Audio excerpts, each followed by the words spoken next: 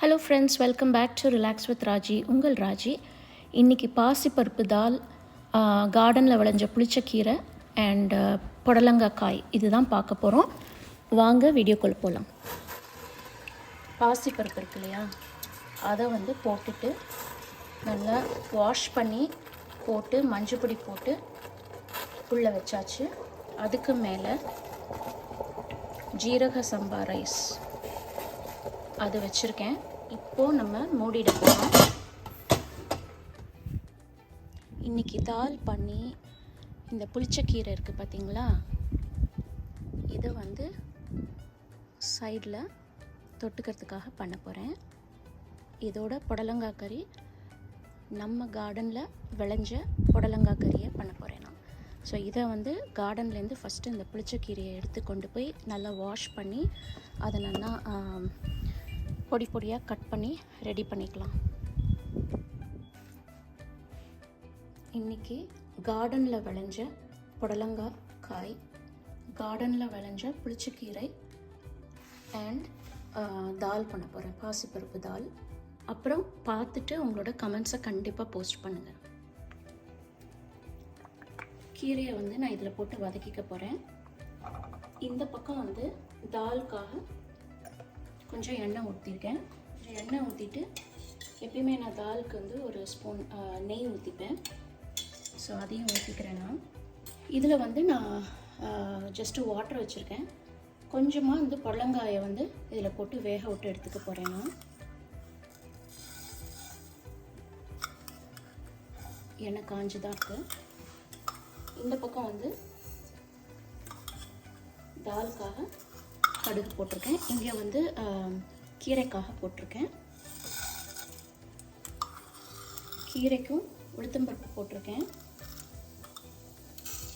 தாலுக்காகவும் போட்டிருக்கேன். கடுகு ரெண்டுத்துலேயும் வெடிக்கிறது. தாலில் கொஞ்சம் ஜீரகம், கீரைக்கும் கொஞ்சம் ஜீரகம் போட்டுக்கிறேன். கீரையை நல்லா வாஷ் பண்ணி தான் வச்சுருக்கேன். இதில் மேலே தெரியறது இல்லையா ரெட்டு கலரில், இது ஆற்றுல விளைஞ்ச பச்சை மிளகாய், ஆனால் செவந்து போச்சு லைக் ரெட்டு கலரில். ஸோ கிட்டத்தட்ட நம்ம ரெட் சில்லி மாதிரி ஆகிடும். ஸோ அதையும் நான் கீரைக்கு போட்டுக்கிறேன். கீரைக்கு அதுதான் காரம். இது புளிச்ச கீரை. ஸோ இதில் கடைசியில் கொஞ்சம் வெல்லம் போட்டுப்பேன் நான். பெருங்காயம் போட்டுக்கிறேன். கீரைக்கும் கொஞ்சம் பெருங்காயம் போட்டுக்கலாம். பாலுக்காக எடுத்து வச்சுருக்கிறேன் இஞ்சி அண்ட் பச்சை மிளகாய் ரெண்டுத்தையும் அதில் போட்டுக்கிறேன் நான். அதோடு சேர்த்து கருவேப்பிலையும் கொஞ்சமாக நான் மின்ட் லீவ்ஸ், எனக்கு கார்டனில் மின்ட் லீவ்ஸையும் நான் தாலுக்கு சேர்த்துக்க போகிறேன். இந்த வெங்காயத்தை அதில் போட போகிறேன். இந்த பக்கம் தாலுக்கு வதங்கி நிற்கணும்.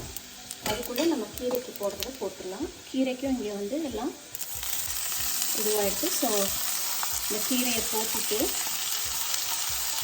கீரையும் கொஞ்சம் வதக்கி வச்சுக்கிறேன். இது சீக்கிரம் ஆகிடும் இந்த கீரை. ஸோ அடுத்து கொஞ்சம் சின்னது பண்ணிக்கிறேன்.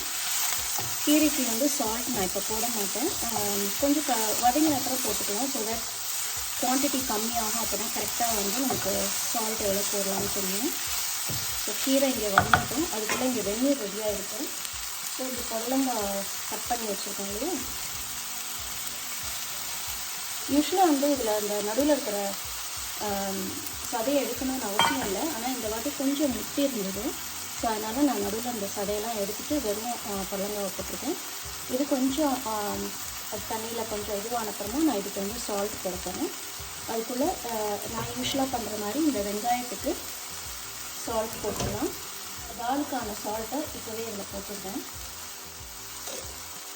புடலங்காய் ஆல்ரெடி வெந்நீர் வச்சுருந்ததுனால இதுக்கு ஜஸ்ட்டு ஒரு ஸ்பூன் இப்போ போடுறேன்.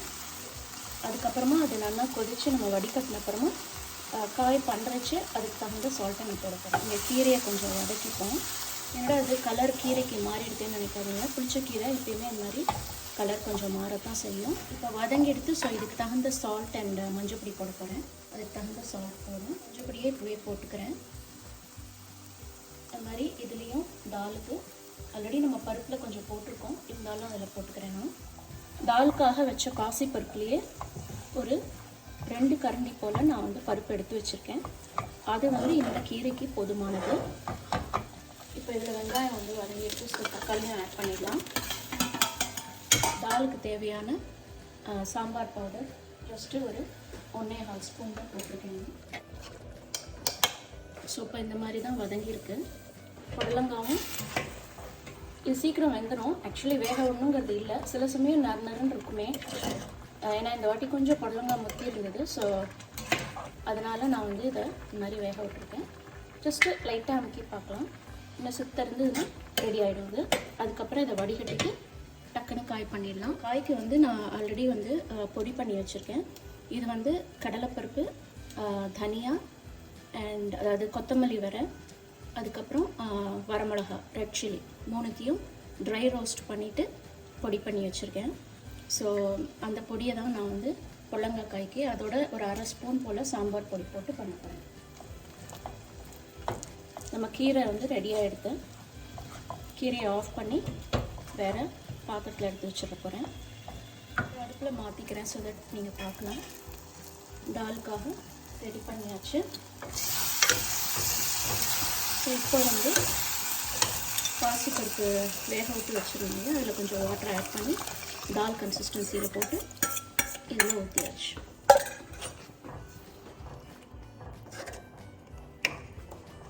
இது வந்து just 3 to 5 minutes dal will be ready.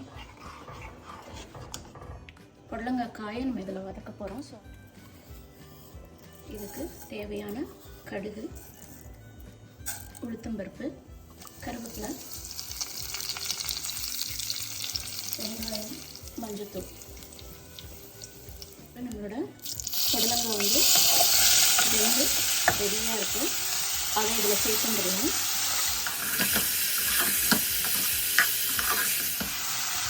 அது வெந்ததுக்கான அடையாளம் அந்த கலர் எப்படி மாறி இருக்கு பாருங்க. முன்னாடி போட்டுட்டு அந்த கலருக்கு இப்போ நல்லா சேஞ்ச் ஆகிருக்கு இல்லையா. ஸோ நல்லா வெந்திருக்குன்னு இருக்கேன். இந்த காய்க்கு தேவையான சால்ட் ஒரு 1/4 ஸ்பூன் அளவுக்கு இது சொன்னீங்க பொடி பண்ணி வச்சுருக்கேன்னு. இந்த பொடியை வந்து இதில் கொடுக்கணும். இப்போ இது எல்லாத்தையும் சேர்த்து மிக்ஸ் பண்ணிக்கலாம். Almost ready.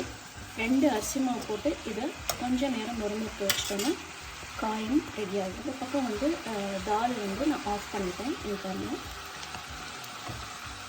தால் ரெடி ஆகிடுது.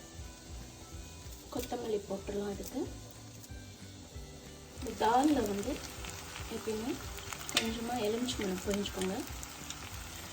சூப்பர் டேஸ்ட்டாக இருக்கும்.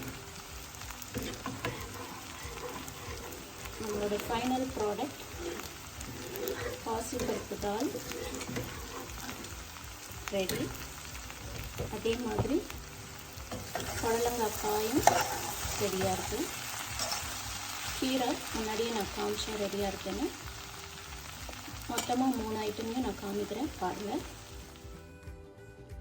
பாசிப்பருப்பு தால், புளிச்சக்கீரை, புடலங்காய் காய் எல்லாமே ரெடி. நாங்கள் சாப்பிட்டு ரெடியாக இருக்கோம்.